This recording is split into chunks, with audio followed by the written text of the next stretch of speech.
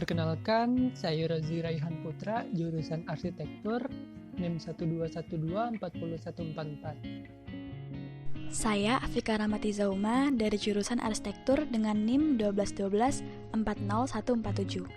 Saya Mukhtia Zahra Khotimah dari Prodi Arsitektur NIM 1212401443. Saya Lisanur Araya dari program studi Arsitektur dengan NIM 121240153. Saya Miftahul Jana Andri dari jurusan Arsitektur NIM 121240152. Saya Zulfaeta Natasha dari program studi Arsitektur dengan NIM 121240150. Hai semuanya, kami dari kelompok 1 Fisika TPB 57B akan membahas terkait penerapan hukum Bernoulli pada kincir air. Simak videonya berikut ini ya. Daniel Bernoulli adalah ilmuwan asal Jerman yang berhasil menemukan hukum Bernoulli dan berhasil menerbitkan sebuah buku berjudul Hidrodinamika pada tahun 1738. Ia menyatakan bahwa kecepatan aliran fluida akan menyebabkan penurunan tekanan fluida bersamaan atau penurunan energi potensial fluida tersebut. Berkaitan dengan hal tersebut, diperolehlah persamaan Bernoulli, yaitu tekanan Pascal, gaya Newton, luas penampang m², massa jenis kilogram per m kubik, kecepatan fluida meter per second, ketinggian fluida meter, perpindahan meter, percepatan gravitasi meter per sekon kuadrat. Hukum Bernoulli dapat diaplikasikan pada kehidupan kita. Salah satunya adalah teorema Torricelli. Teorema tersebut menyatakan bahwa kecepatan semburan air melalui lubang yang berjarak h dari permukaan air sama dengan kecepatan jatuh bebas air dari ketinggian atau dalam kurung h. Berkaitan dengan hal tersebut, prinsip fluida dinamis ini dapat diterapkan pada kincir air. Sebelum masuk ke cara kerja, ada beberapa hal yang perlu diketahui.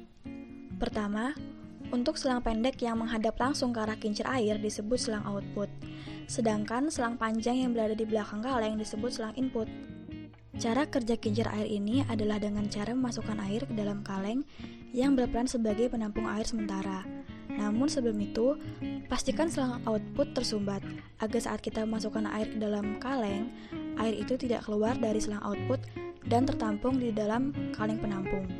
Setelah kaleng terisi air, tutup lubang masuknya air ke dalam kaleng dan lepas penyumbat di selang output. Nantinya, air akan keluar melalui selang output dan air di dalam kaleng penampung akan berkurang. Berkurangnya air di dalam kaleng penampung akan menyebabkan daya hisap, sehingga air dari bawah akan terisap masuk ke dalam kaleng penampung melalui selang input. Air yang keluar dari selang output akan mengenai kincir air yang menyebabkan kincir air berputar. Lalu air akan kembali terhisap oleh selang input dan keluar dari selang output dan begitu seterusnya. Nah, setelah teman-teman melihat cara kerja kincir air ini, pasti penasaran dengan cara pembuatannya kan? Yuk, simak penjelasannya berikut ini.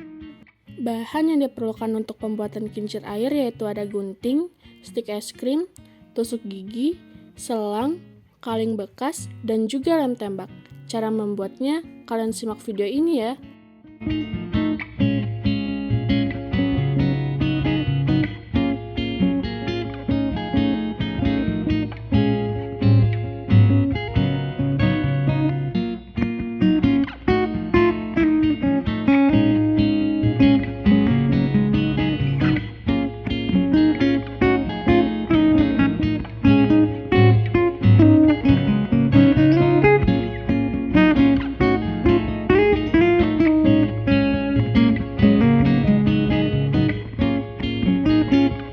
Kelebihan kincir air ini adalah tidak membutuhkan energi listrik yang cukup dengan arus air yang deras. Sedangkan kekurangannya adalah harus mengandalkan arus air yang deras, harus mempunyai generator magnet rotor yang dapat menghadirkan arus listrik dan tidak dapat menghantarkan listrik apabila arus air tenang atau pelan. Baik teman-teman, ini adalah hasil percobaan membuat kincir air sederhana dari kelompok kami. Sampai bertemu di video selanjutnya.